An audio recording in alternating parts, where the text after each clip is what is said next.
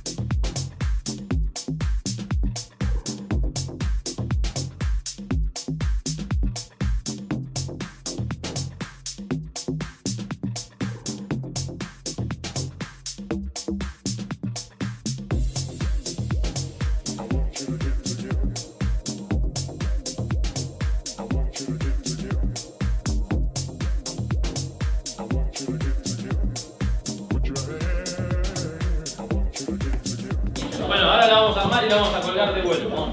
¿Sí? No, la vamos a armar. Vamos a ir tirando cortes a ver dónde vamos.